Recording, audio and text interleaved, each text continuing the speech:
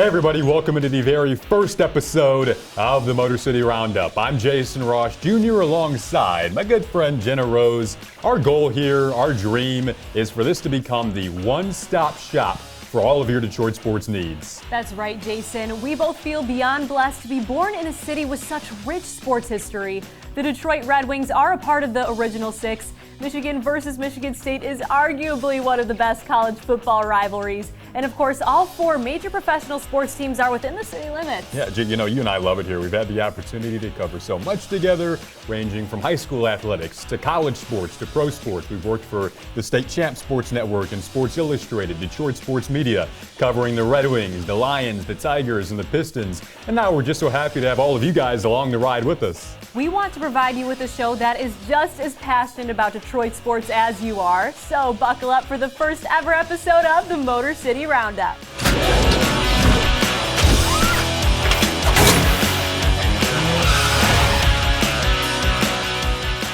Hello everybody and welcome inside the beautiful State Champ Sports Network studios for the first ever episode of the Motor City Roundup. I'm Genna Rose alongside Jason Ross Jr. Jason, it feels like we've been planning this show for months, and it's finally here. It's been forever. Now we're here in the studio. We have sports. We have things to talk to you guys about. On today's show, we're going to be chatting about the Pistons' start to the season, Tigers' off-season moves, some Red Wings news, along with the Lions. To get things kicked off, though, today, training camp is finally underway at Little Caesars Arena for the Red Wings. Season is just under a week away. We're going to chat about a couple of moves that the Red Wings made in the offseason. Absolutely. So let's get to it. Well, the Red Wings 40-man training camp is officially underway at Little Caesars Arena. The season is just a little under a week away. The Red Wings will ironically start up against the Carolina Hurricanes on January 14th. The last team they played in the regular season on March 10th of 2020, which feels like a century ago now. We're so excited to finally have some hockey back. The Wings will be playing in this newly aligned Central Division that's pretty interesting. Yes, it is pretty interesting. It's based on the geographical locations of each team.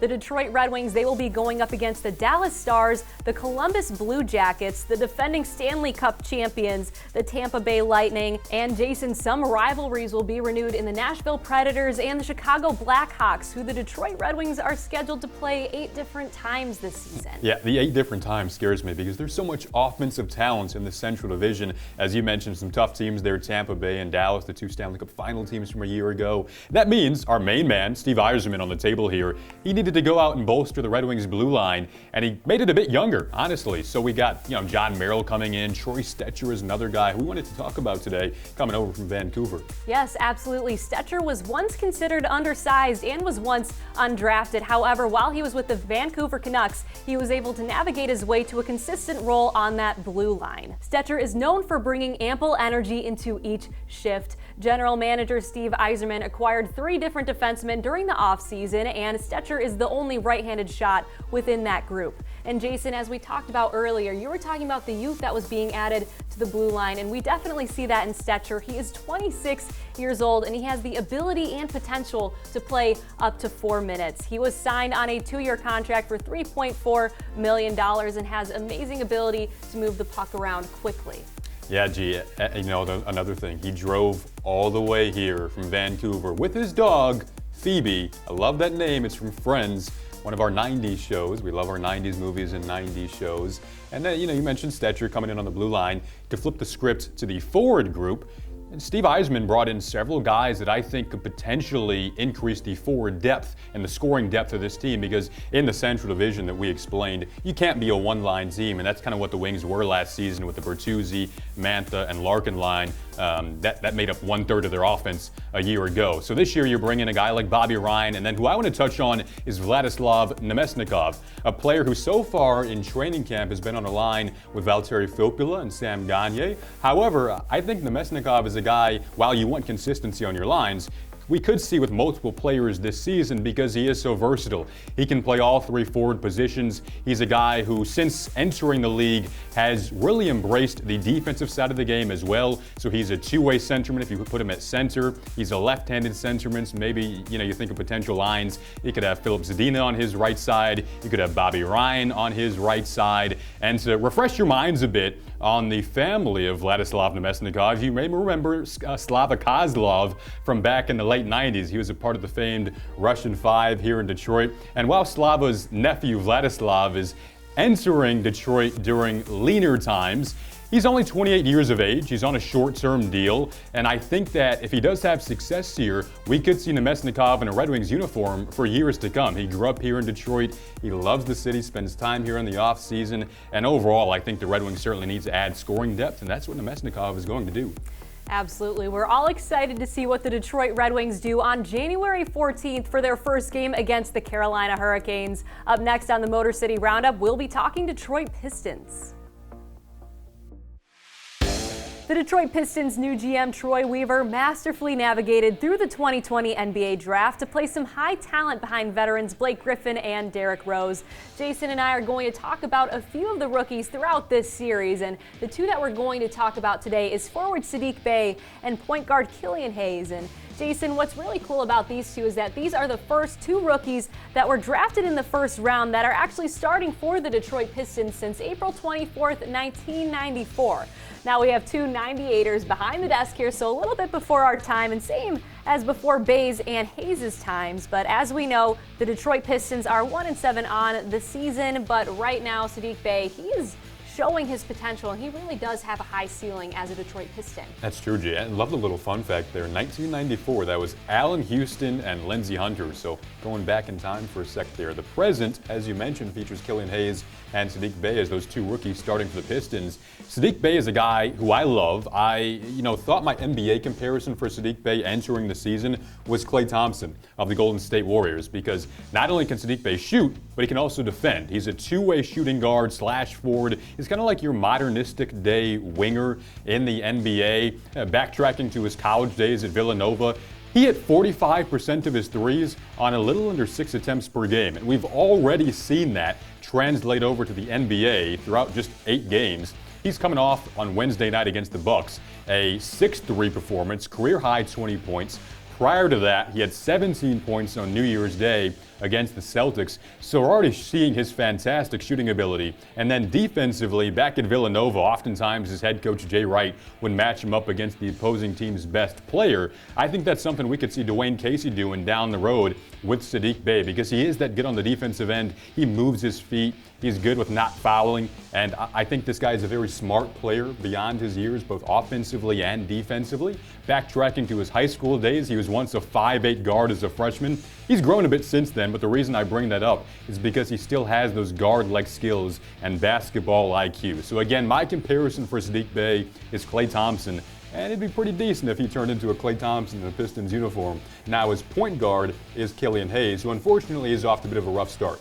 Yes, unfortunately, Hayes is out right now. He has a tear in his right labrum, which is located in his hip. Jason and I had a pretty in-depth Google search this morning because we weren't exactly sure that there was a labrum in the hip. We just thought the shoulder, but we wish the best for Hayes during this time. Now, circling back to his performances before he came to start for the Detroit Pistons, he was playing overseas professionally where he was shooting 39% from the three-point range. And we've seen so far this season playing for the Detroit Pistons that he hasn't necessarily quite filled his role, but his ceiling is quite high as well. We've also noticed that he has a very large frame. He's 6'5". He's able to utilize that frame. He's able to sneak his way in and out through defenders. We talked about his shooting percentage prior, and of course he is very quick laterally. So Jason, I think that he is a great addition to this team and a great addition to the Detroit Pistons rebuild. And something else that was really exciting was during this whole process, it's important for these rookies to have veteran leaders. And we could see earlier that Hayes was having close conversations with Derrick Rose, who unfortunately is out right now due to a left knee contusion during the Pistons play with the Bucks. So wishing the best for Derrick Rose as well. I love it, Jen. I couldn't agree with you more. Mentors in this league, they don't get much better than Derrick Rose at point guard, which is the hardest position in the NBA. So I think there's maybe been a little overreactions to Killian Hayes' struggles so far, because it takes time to get adjusted to that position, especially at 19 years of age. Both Bey and Hayes are crafty in their own ways offensively. So I can't wait for the future of this team. They're 1-7 right now, clearly rebuild mode. But these are reasons why we should be excited about Pistons basketball here in Detroit. Yes, they are two crucial pieces to the rebuild. The Motor City Roundup will be back after the break.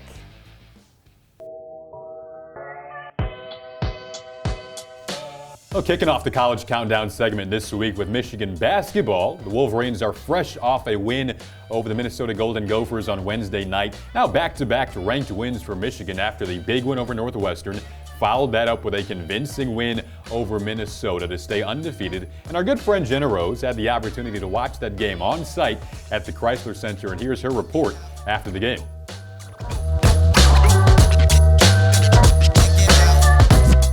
Hello, everyone. Welcome to Sports Illustrated's Wolverine Digest. We're here at the Chrysler Center. I'm your host, Genna Rose. The 10-0 Michigan Wolverines are gaining national attention after taking down the number 16 Minnesota Golden Gophers in an 82-57 victory. The star of the show was Michigan center Hunter Dickinson, who proved exactly why he has 4 Big Ten Freshman of the Week titles under his belt. In every single game that Dickinson has played, he has been in the double digits, and on Wednesday night, he was able to put up 28 against the Golden Gophers. Dickinson and Minnesota center Liam Robbins were the key matchup of the night. They both fittingly paired off and scored 2 buckets in the beginning of the game. Dickinson was able to hold Robbins to 5 points. Eyes were also on Minnesota guard Marcus Carr, who came into this matchup tied 4th nationally in total scoring, averaging 22 points per game. During the first 17 minutes, Michigan held him to only 2 points. Michigan's overall ball movement, distribution, and shooting was amplified in the second half, where in the first 11 minutes, they outscored Minnesota 33-8. Adding on to an already electrifying second half, Michigan was able to accumulate the same amount of points that Minnesota had in the total game with just under 4 minutes left, where Minnesota had 45. Michigan was able to add on 45. The Golden Gophers are going home 0-3 on the road in conference play, whereas Michigan, they have beaten 2 back-to-back ranked Big Ten contenders and prove that they can contend on the national level. Reporting for Sports Illustrated's Wolverine Digest, I'm Genna Rose. Excellent job as usual, G. Oh, thank you, Jason. And a quick thank you to Sports Illustrated's Wolverine Digest for letting us use the clip. Now, we know that we want you guys to make this show your one-stop shop for everything Detroit sports. However, for in-depth coverage of the Michigan Wolverines, be sure to check out Sports Illustrated's Wolverine Digest. And Jason, just on the note of Michigan sports, the women's basketball team is also undefeated. We're filming this on a Wednesday, by the way, so currently they're 7-0. So knock on wood, right? No, I think the wood's down here. Knock on wood. But circling back to the men's team, Hunter Dickinson, he is so exciting to watch. He's excellent. You know, the women's team and the men's team both have excellent post players. The women's team has Naz Hillman, and kind of the men's equivalent to that is Hunter Dickinson. As you so keenly pointed out in the report, 28 points, another Big Ten Player of the Week, and for good reason. This guy just responds so well to Juwan Howard's coaching. I love watching him because he kind of brings back the art of the big man that is apparently not dead according to this Michigan team that is so well balanced. Well, you know, some of us behind this desk may be Michigan fans. We also talk about Michigan State on the show, right? So, Jason, tell us what's going on with MSU basketball. That's true. You know, Tom Izzo's crew got off to an unusually bad 0-3 start in conference play this year, but they've begun to find their footing a bit over the past couple of games, coming off a win over Rutgers. Entering that game, Michigan State have been allowing 80 points per game in their last 4 conference games and allowing teams to shoot about 50% from the field. That's so unlike Tom Izzo teams. And afterwards, he said, you know, to backtrack a bit, they held Rutgers to 45 points in that game. I don't think anyone would expect that Rutgers would only score 45 points on Tuesday night, given that the Scarlet Knights were averaging 76 a game entering that matchup. But those 3 pillars of Tom Izzo basketball teams is what he got back to afterwards: the ability to run the floor, the ability to defend, and the ability to rebound. He said, we got back to playing Michigan State basketball, and that's what they'll hope to do moving forward against Purdue on Friday night. Offensively, they still have a couple of players searching for their roles in Rocket Watts and Joey Hauser, trying to get some consistency down there. But Aaron Henry, back-to-back 20-point games. He entered MSU as a role player, and now he's transformed into a guy that is clearly their leading scorer and their leader on the floor. If he can continue to do that, then I think this Michigan State team could get back on track and get back to playing Tom Izzo-like basketball. Coming up next on the Motor City Roundup, more football talk, but we're switching to the pros. Who should be the next Lions head coach? Hot topic in the Motor City coming up next. For those of you following the Detroit Lions, it comes to no surprise that there's a large luminescent vacancy sign over the position of head coach. Now, while Jason and I understand that the general manager does come first, we figured it'd be a fun idea to play around with the idea of who we'd want to see as the head coach for the Lions. And we understand that a fan favorite right now is the defensive coordinator for the San Francisco 49ers and Robert Saleh. And however, we understand he's a fan favorite because he's from the area. He understands the culture that Detroit is trying to bring. But during our off-camera conversations, we both agree that the defensive coordinator has stumbled upon some talent when he previously was a part of the coaching staff for the Seattle Seahawks and, of course, the 49ers as of right now. So Jason and I, the real argument comes down to who we think should be the next head coach. And as rumors are circulating, I know for sure that my pick is in the conversation. Yours has not been mentioned, but Jason, please go on. Tell us about who you want. Well, is a guy, again, is not on the list that came out earlier this week of coaches who are apparently being interviewed for the position. However, I think Bills offensive coordinator Brian Daboll should be in this discussion. Let's look at the Bills offense over the past month. I don't think there's any reason why what they've done in recent weeks doesn't indicate that it could be their offense that leads them to a Super Bowl in this very offensive league. 56 points last week against Miami, 38 points the week before that, and 48 points the week before that. He's transformed this Bills offense into an innovative, creative, dynamic, flowing offense. And backtracking a bit here, the Bills hired Brian Daboll a week after they lost to the Jaguars in the playoffs a couple of years ago, 10-3. Since then, he has perhaps most importantly evolved Josh Allen's game from year 1 to year 3 into truly a Pro Bowl quarterback. He's at a Pro Bowl level. You don't score 56 points without a Pro Bowl level quarterback. Apply that to the Lions' current situation. There's a lot of speculation that Matthew Stafford could be on his way out. Hence, there could be a new quarterback coming in. So Brian Daboll seems like the ideal guy to evolve this future quarterback that could be wearing a Lions uniform. Jason, do you have Sheila Fordham's phone number? Because this is some pretty good stuff. I'm not gonna lie. I can't argue with you that much anymore. I know, right? It was a pretty solid argument.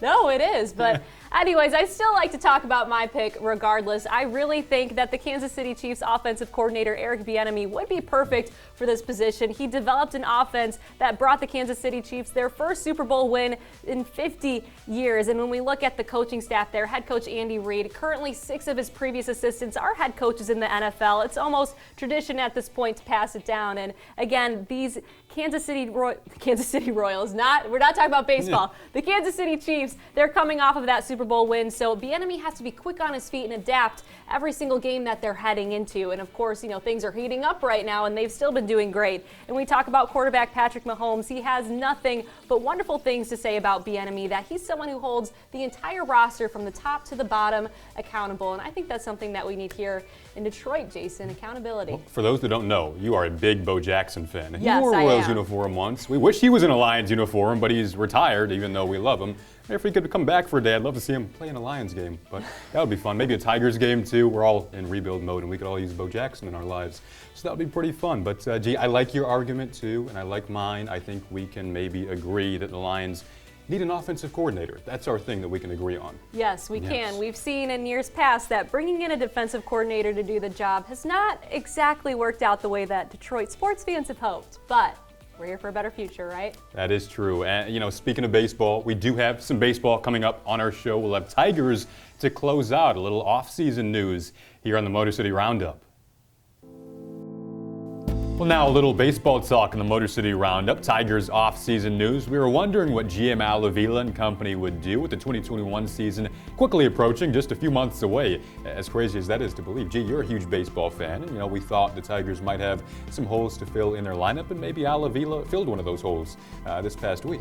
Yes, this past week the Detroit Tigers signed Oakland A's outfielder Robbie Grossman to a 2-year, $10 million contract. What Tigers fans can expect from Grossman is quality at-bats, and we've seen over the span of his career that he has a 20.9% strikeout rate and a 12.6% walk rate. Now, what's exciting was last season we did see an increase of power from Grossman, where he had 12 doubles, 8 homers, and 23 RBIs with the Oakland A's. And what's really cool is that he first started his career with the Houston Astros, moved on to the Minnesota Twins, and now is with the Oakland A's previously. And he traveled around, and what he loved about when he came to Detroit was the fan base, that he knew the passion that was here, and he's excited to play in the Old English D.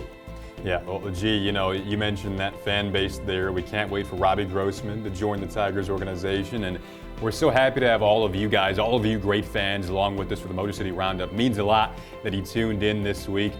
We think this could really turn into something special, and it isn't possible without all of you out there watching us. So once again, have a wonderful weekend. For Genna Rose, I'm Jason Ross Jr. Hope you have a great weekend.